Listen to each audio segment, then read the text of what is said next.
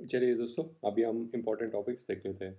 Mainly mainly हमको इसमें treasury में, इन्वेस्टमेंट एंड रिस्क मैनेजमेंट में पहले 3 एग्ज़ाम होता था। अभी only 2 exams will be there. Exam in this diploma exam. इसमें है ना, पहले ट्रेजरी इन्वेस्टमेंट का 2 अलग पेपर होता था। Now it is combined plus treasury and investment. और सेकेंड वाला है रिस्क मैनेजमेंट का।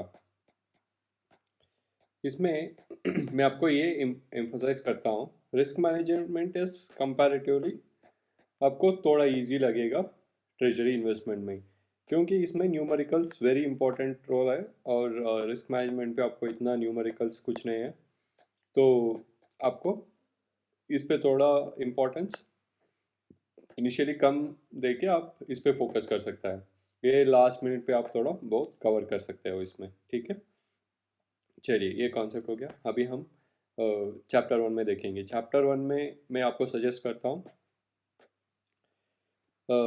ये ओवरव्यू ऑफ मार्केट फंक्शंस और ये सारा क्लासिफिकेशन का आप अच्छे से पढ़ लीजिए, क्योंकि आपका बेसिक्स क्लियर हो जाएगा। ये बेसिक्स वेरी इंपॉर्टेंट है। Commodity market, mutual insurance, foreign exchange markets, money market, ये क्या क्या रोल्स है और इस पे सारा क्लासिफिकेशंस भी आपको दिया जाता है। स्पेकुलेटर कौन होता है, एडजर कौन होता है, ब्रोकर कौन होता है, ठीक है। और कमोडिटी मार्केट्स में स्पॉट ट्रेडिंग का क्या मतलब है, स्पॉट ट्रेडिंग, फॉरवर्ड कॉन्ट्रैक्ट क्या होता है, फ्यूचर कॉन्ट्रैक्ट। और इन दोनों में एक इम्पॉर्टेंट टॉपिक बताता हूँ, जो फॉरवर्ड और फ्यूचर्स का जो कंपैरिजन है, that will be in page number 9। उसको थोड़ा आप फोकस कर लीजिएगा। वो थोड़ा याद रखना, आपको फ्यूचर में प्रॉब्लम्स सॉल्व करने को भी आपको ये आसान लगे। और इस ये रोल ऑफ इमर्जिंग मार्केट्स में कुछ ऐसा खास नहीं है। और रोल एंड फंक्शनलिटी ऑफ ये थोड़ा आप ब्रीफली देखना पड़ेगा। ये सारा स्टॉक एक्सचेंज ब्रोकर्स का क्या रोल होता है, ये एक्चुअली इम्पोर्टेंट जैसा नहीं है। आप फ्यूचर का जो टॉपिक्स है उस पर आपको बहुत काम आएगा। और इन सारे से पहले, जैसे मैंने पहले ही आपको बता दिया हूँ, आप जो ट्रेजरी का, जैसे मैंने पहले ही बता दिया है, ट्रेजरी का टर्मिनोलॉजी जो है वो अच्छे से 2 to 3 टाइम्स आप पढ़ लीजिए, ताकि आपको डेफिनेशन सारा पता रहता है। और आप टॉपिक पढ़ने के टाइम पे आपको ये रोल्स ऑफ इंस्टीट्यूशंस एंड ये सारा का आप एक बार देख लेना। इन्वेस्टमेंट बैंकर ये बहुत कम है, and this is like basic chapter, around like 16 pages रहेगा। आप सारा जस्ट वेगली देख लेना, बस one time is enough for this.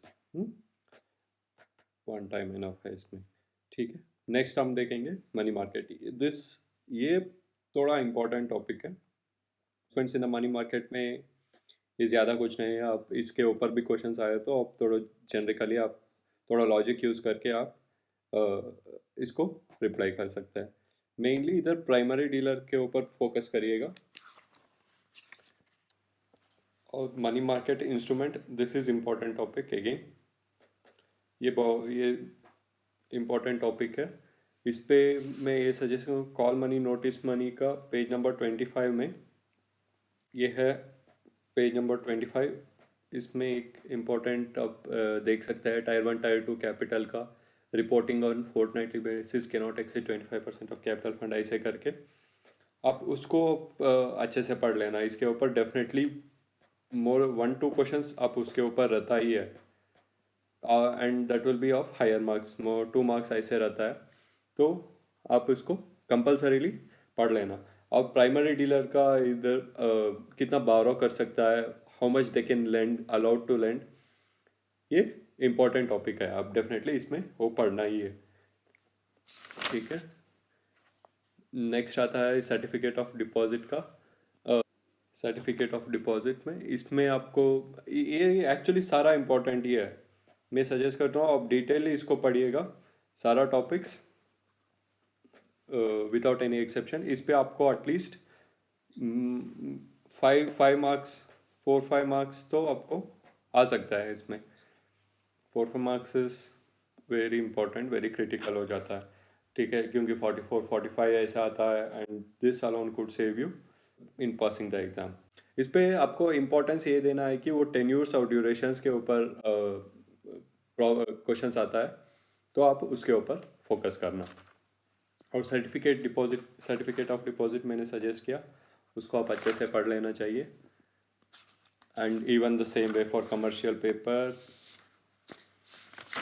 आप डिटेलली पढ़ना है। मैं विदाउट एनी एक्सेप्शन ये 2.4 को आप डिटेलली पढ़िएगा। इसके ऊपर जैसे मैंने बोला 4 to 5 इस मार्क्स तो आ ही जाता है। ओब्लो को इतना कुछ collateralised borrowing and lending obligation, इसके ऊपर इतना नहीं है। टेबल्स तो आपको पता ही है, इम्पोर्टेंट अगेन। और कॉन्सेप्ट ऑफ रिपर्चेस, ये आप थोड़ा इसको भी इम्पोर्टेंस देना होगा, ठीक है। और इस पे एक में पेज नंबर 39 में ये है रेपो प्राइसिंग का। उससे भी इम्पोर्टेंट है 41 का जो न्यूमेरिकल्स है, forward like calculation, contract between the same parties, ये आपको पढ़ लेना चाहिए, वो इम्पोर्टेंट है। Page number 41 is critical.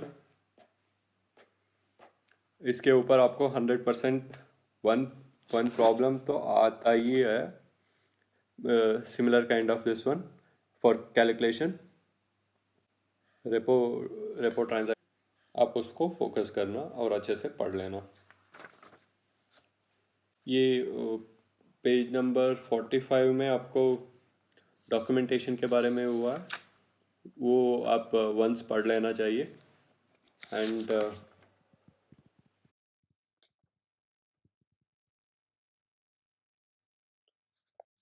Eligible instruments करके मैं बोला ना, ये रेपो परचेज का सारा आप देख लीजिएगा, ये इम्पोर्टेंट है, सारा इम्पोर्टेंट है। और डॉक्यूमेंट पेज नंबर 45 में डॉक्यूमेंटेशन में ऊपर PSA ISM में general master repo agreement is increasingly use करके है, वो आप जस्ट नेम याद रख लेना, 1 ऑफ मार्क का क्वेश्चन उसमें आ सकता है, ठीक है। जैसे मैंने स्ट्रेस किया, this is all important, you you cannot afford to skip this if you want to pass the exam, ठीक है। नेक्स्ट जाएंगे कैपिटल मार्केट्स के तरफ से। ऐसे ये तीनों कुछ ऐसे खास नहीं है, नथिंग मच हियर। अब जस्ट मैं जो भी बोल रहा हूँ, अब सिर्फ मैं इम्पोर्टेंस देने के लिए बोल रहा हूँ, ताकि आप सारा एक टाइम तो पढ़ना ही चाहिए आपको, depending on your ability to grasp at least 1-2 times आप जनरिकली आप पढ़ लीजिए फास्ट फास्ट में। जब रिवीजन का टाइम आता है, जैसे मैंने बताया, वो टॉपिक्स के ऊपर थोड़ा आप स्ट्रेस देके पढ़ सकता है। कैपिटल मार्केट्स में आप देखेंगे, कैपिटल मार्केट्स में external commercial borrowing, preferential shares, ये जनरली पढ़ लीजिए, और ये इम्पोर्टेंट है, external commercial borrowing. Forms of ECB भी इम्पोर्टेंट है, और ये अवेलेबल रूट्स ऑफ ECB, ये इम्पोर्टेंट है, बहुत इम्पोर्टेंट है दोस्तों। आप ये टेन्यूर्स का, ये टेन्यूर आउट बेस पॉइंट्स का, ये कंपलसरीली आपको पढ़ना ही है, ठीक है, no exception on it. Individual limits is also again important, और इंडिविजुअल लिमिट्स मैंने बताया वो इम्पोर्टेंट है, एक्सेप्शंस नहीं है। और पार्किंग ऑफ ECB प्रोसीड्स करके है, वो इम्पोर्टेंट है, काफा 3.4.11। दिस इज डेप्ट equity ratio, insurance guarantee, additional condition, security for hedging reward, ये इम्पोर्टेंट है। Conversion of ECB into equity, ये सारा ECB का इम्पोर्टेंट ही है, एटलीस्ट 1 टाइम अच्छे से आपको पढ़ना ही चाहिए। Reporting of actual transactions, this is again important, ये भी इम्पोर्टेंट है। और अगेन दिस, ये सारा इम्पोर्टेंट। थर्ड चैप्टर तो वेरी इंपॉर्टेंट, जैसे मैंने फर्स्ट ही बता दिया, ये क्रिटिकल है। तो ये mechanism of mechanism of operation, very important. Credit link knows how the credit link notes work, that is also important. Framework for issuance of rupee denominated bonds, direct question नहीं, इस पे आपको प्रॉब्लम्स, इसके relevant में problems आपको देखने को मिलेगा. Exchange rate conversion, hedging, leverage ratio. मतलब इसका मतलब ये है, जब प्रॉब्लम्स आएगा आपको ये कॉन्सेप्ट से आपको इजी होगा सॉल्व करने के लिए. ठीक है. अगेन फुल इम्पोर्टेंट आपको अच्छे से रिवाइज करना ही है ये सारा टॉपिक्स. बाकी इसमें इतना नहीं है एक्चुअली, ये क्रिटिकल चैप्टर है. बाकी इसमें इतना इसमें से किसी से भी आपको प्रॉब्लम और या क्वेश्चंस आ सकता है, इसीलिए मैं बता रहा हूँ आप इसको कंपलसरी अच्छे से पढ़ लेना चाहिए. बाकी में तो आप इतना ये नहीं है, आप रिलेट कर सकता है थोड़ा, और जेनरिक नॉलेज से आप उसको स्किप कर सकता है. ठीक है. इधर डेफिनेशन फॉरेन एक्सचेंज मार्केट में, definition of foreign exchange and rate codes, ये जस्ट बेसिक आपको बेसिक है, आपको ये करना पड़ेगा. एंड डायरेक्ट इनडायरेक्ट कोड्स क्या होता है, फॉर आपको प्रॉब्लम सॉल्व करने के लिए आपको आसान होगा. 1 day 2 day letter, spot transaction, forex में क्या होता है, जस्ट ये सारा डेफिनेशन तो इजी होता है. आपको कुछ ऐसे वन टाइम पढ़ लेना बस, ये सारा relationship with money and operations, this is all one time. Correspondent banking ये कुछ नहीं है. Risk important, nothing much here, one time से हो जाएगा. आप एक चीज़ मैं बताना चाहता हूँ इनमें, one calculation will be there in the page number illustration 92, that is again important. आपके सिमिलर प्रॉब्लम्स जो भी कहीं भी आपको पूरा बुक में दिखे ना, आपको कंपलसरी पढ़ना ही है. देयर विल बी प्रॉब्लम, आप एक बार अटेंड करिए. Usually the emphasis is very much clear. IIBF का तरफ से प्रॉब्लम्स इनको आना चाहिए, ट्रेजरी में मेन प्रॉब्लम्स. तो जहाँ भी प्रॉब्लम दिखता है आप अच्छे से पढ़ लेना और उसको अच्छे से टाइम देके समझ लेना. उसके अलावा हाँ, difference between TT and bill, इस पे वन मार्कर्स या ऑफ मार्कर्स आ जाता है, आप उसको रख लेना. What price you will quote, buy TT buying rate या bill buying rate, TT selling rate या bill selling rate, which one will quote, ऐसे करके क्वेश्चंस आएगा उसके ऊपर. फैक्टर्स इन्फ्लुएंसिंग एक्सचेंज रेट्स, वो तो है.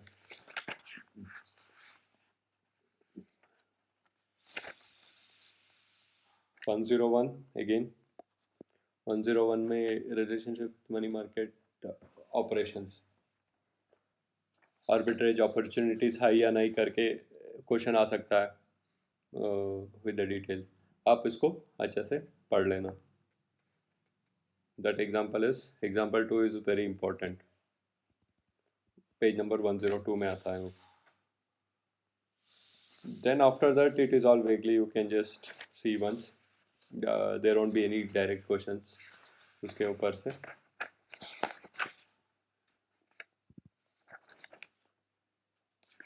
vaguely आप देख के जा सकता है.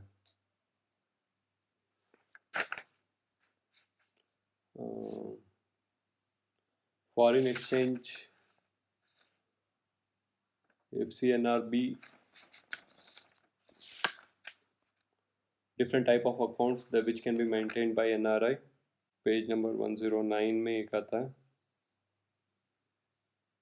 दिस इज बिट इम्पोर्टेंट, इसके ऊपर आप देखिए दिस वेगली इधर तक, दिस इज इम्पोर्टेंट. इस पे आप 1-2 क्वेश्चन एक्सपेक्ट कर सकता है, 1072 to 116 तक. ठीक है, आप अच्छे से उसको पढ़ लेना. रोल ऑफ एक्सिम बैंक ऐसे कुछ नहीं है important. Role of Reserve Bank of India, nothing much here, role of FEDAI भी ऐसे नहीं, वेगली आप एक बार पढ़ लिया तो ठीक है। हाँ, पेज नंबर 122 में, page number revaluation of mirror accounts and balances, आप एक उसको अच्छे से पढ़ लेना। कौन सा रेट फेडाई गाइडलाइंस क्या कहता है, ठीक है। हाँ, effects of revaluation very important again, 123 page में फॉरवर्ड वैल्यूएशन पढ़ के effects of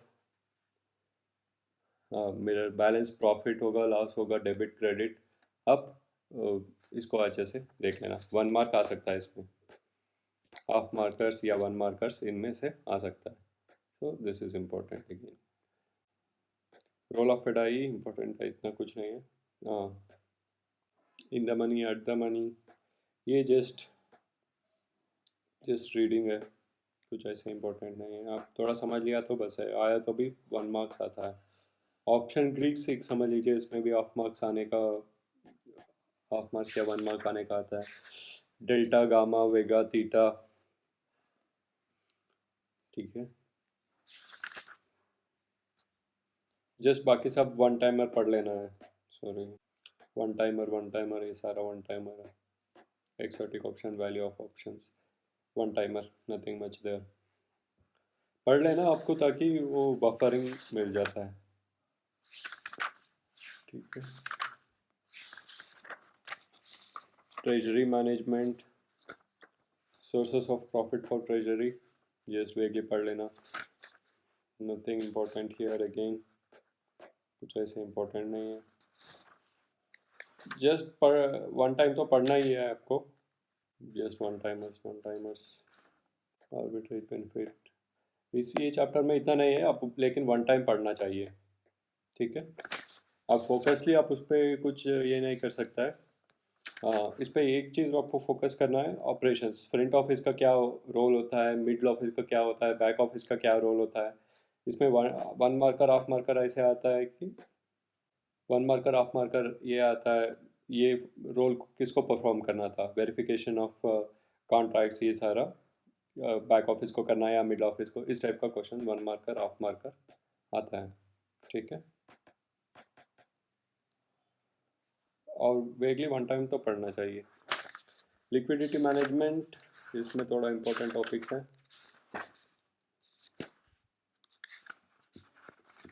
starting from the beginning, this is all important है।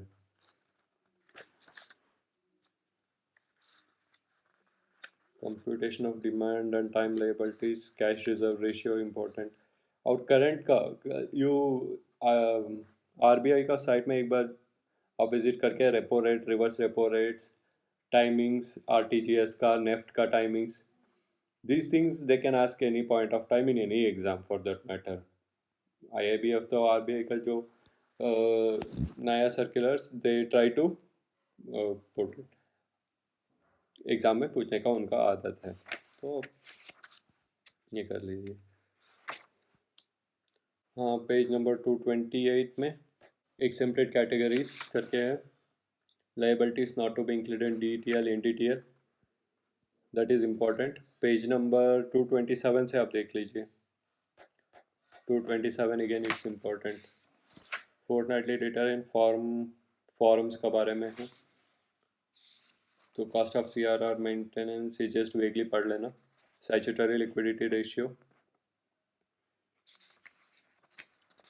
फॉर्म नंबर जस्ट देख लेना बस, फॉर्म कौन सा फॉर्म आया तो भी हाफ मार्कर 1 मार्कर आता है।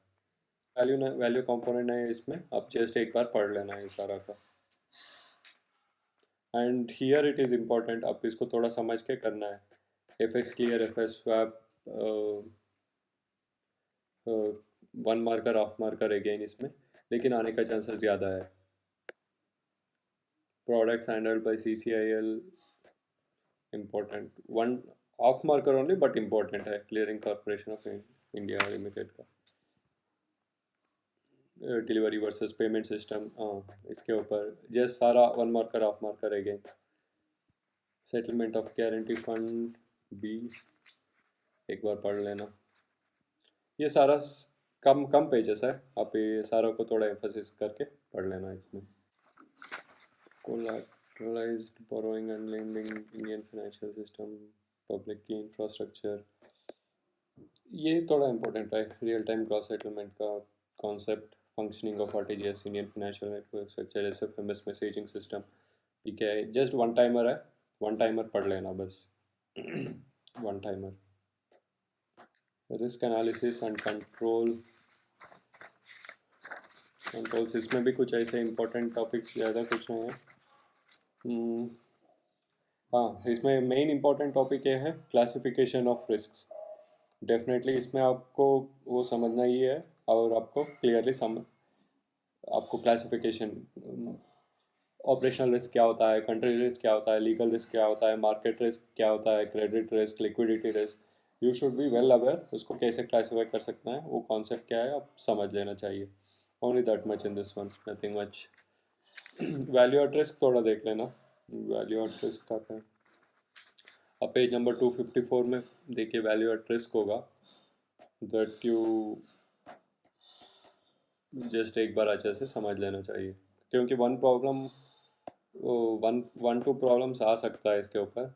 इतना कॉस्ट बेनिफिट नहीं है, लेकिन आप एक बार if you have time you focus on that one. Risk management, RBI guidelines important कहाँ पे है? This is important. One markers है, one and half markers only इसमें। प्रॉब्लम जैसा 2 मार्कर्स, 3, 5 मार्कर्स ऐसे कुछ नहीं आएगा। कॉस्ट बेनिफिट रेशियो इतना कुछ नहीं है, जस्ट वेगली पढ़ लेना, everything at one timers. Page number 263 थोड़ा अच्छे से पढ़ लेना। हाँ, कंट्री रिस्क, कंट्री रिस्क के बारे में। टायर 2 कैपिटल, टायर 1 कैपिटल का प्रोविजनिंग रिस्क वेटेड असेट्स, ठीक है, वो थोड़ा इम्पोर्टेंट है। Chapter 11 again only 1 mark, half marker, one time पढ़ लिया तो ठीक है। ये सारा इतना खास इम्पोर्टेंट वाला कुछ नहीं है उसमें। Roles and responsibilities of individual banking, जैसे मैंने पहले बताया,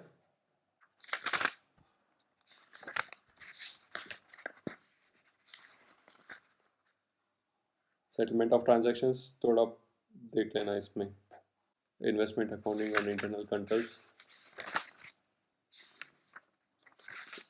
जस्ट एक बार थोड़ा इंपॉर्टेंस देख के देख लेना बस, बाकी कुछ ऐसे नहीं। डॉक्यूमेंटेशन थोड़ा देख लेना, डॉक्यूमेंटेशन वो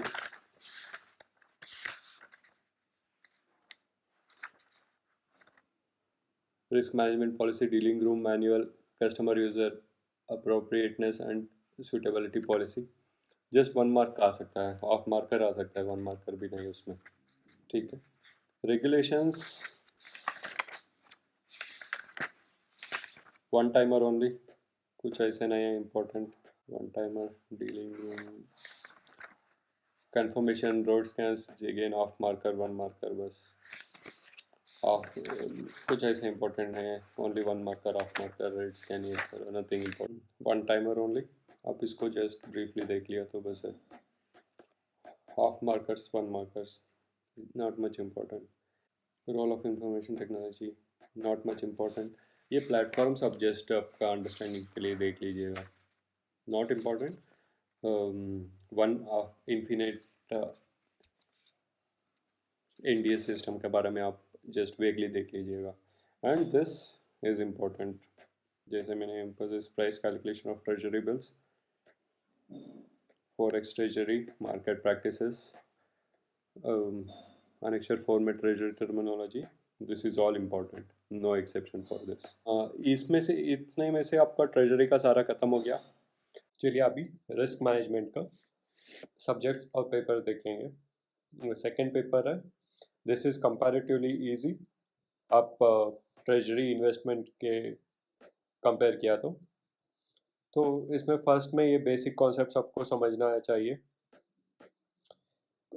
concept of risk, changing forms of risk, characteristics of risk, types of risk। Types of risk important है, types of risk is important, क्योंकि बहुत सारा क्लासिफिकेशंस करने के लिए आपको क्वेश्चंस आता है 1 मार्कर और ऑफ मार्कर का। एंड कॉन्सेप्ट ऑफ रिस्क, उसमें पेज नंबर 423 में management of interest rate illustration है 423, दैट इज इम्पोर्टेंट। बाद में डिफरेंट टाइप्स ऑफ रिस्क तो आपको पढ़ना पड़ेगा। नॉन फाइनेंशियल रिस्क ऐसे इंपॉर्टेंट नहीं है, जस्ट वेगली एक बार पढ़ लेना बस। देन सेकेंड चैप्टर आप वेगली पढ़ के उसको मीडियम अटेंशन से आप उसको कर सकता है, लेकिन एक बार तो पढ़ना पड़ेगा। One time you have to study this one. Net interest position, net interest duration, हाँ उसमें कॉन्सेप्ट ऑफ ड्यूरेशन एक्सप्लेन किया हुआ है, that is in page number 441। आप उसको थोड़ा थोड़ा पढ़ लेना। And concept of NII, gap analysis, net interest income, ये इंपॉर्टेंट टॉपिक है। Measures for identifying and controlling risk, ये वाला इसमें। बाकी तो इतना इम्पोर्टेंट नहीं है, एक बार आप पढ़ सकते हैं बस हो जाएगा। रिस्क मैनेजमेंट और Basel 3 which is in 445, that is important. This entire measure for identifying and risk control, ये पूरा पढ़ लेना अच्छे से। This is important after 437 to till 446, ठीक है, till the end of the chapter. Then risk organization, setting up comprehensive view. Again, this is important. This is important. Fundamentals are important. Remaining up just एक बार skim through कर सकता है. Comprehensive view on and chapter number 4, asset liability management. इसमें बहुत सारा, this is very important chapter. Full आप जितना focus करके पढ़ेंगे आपको अच्छा है। इसमें duration gap, ALM process difference of market and credit risk, this is important. इस पे एक न्यूमेरिकल्स आता है, that is in page number 473। आप एक बार जस्ट वेगली देख लेना। आप उधर आया तो if you are able to solve it in short time it is okay, और else it's better to skip that and attend. जो भी आपको आसान होगा फर्स्ट वो अटेंड करना है, important. Don't waste your time. आप कोई प्रॉब्लम में आप सॉल्व नहीं कर पाए तो आप उसी में फंसना नहीं चाहिए दोस्तों, ठीक है। दिस इज़ वेरी इंपॉर्टेंट क्योंकि बहुत सारा न्यूमेरिकल्स होता है आपको। एंड पेज नंबर 485 में देखिए, that again the tabulation and ratios for addressing these issues करके है, that is important। liquidity risk का। and 487 is again important। gap position, what is favorable gap position। overall this asset liability management, this is important chapter in risk management। आप उसको अच्छे से interestingly पढ़ लीजिएगा। Then afterward some important concept जैसे नाम ही बोल देता है, you just go through once. इसमें कुछ ऐसा इम्पोर्टेंट नहीं है, लेकिन इस पे सारा duration, modified duration, this is important. Convexity important, use of convexity and डीमॉड, ये इम्पोर्टेंट कॉन्सेप्ट्स है। और इसमें जो भी थियरी है, थियरी अच्छे से दो बार पढ़ लेना, इससे आपको कॉन्सेप्ट क्लियर हो जाएगा। ये दो chapter 4 and chapter 5 very critical है रिस्क मैनेजमेंट में। बहुत सारा क्वेश्चंस आप इसमें से अटेंड कर सकते हैं, ठीक है दोस्तों। चलिए, थैंक यू।